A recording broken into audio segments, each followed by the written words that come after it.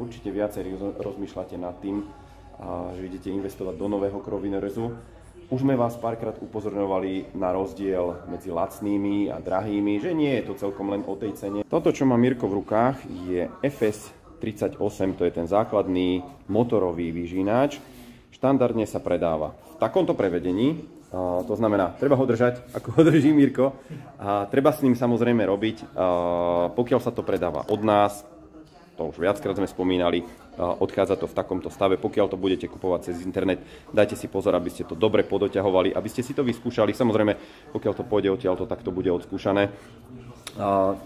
Tu je hlavica na žilku, dajú sa tam potom dávať nože.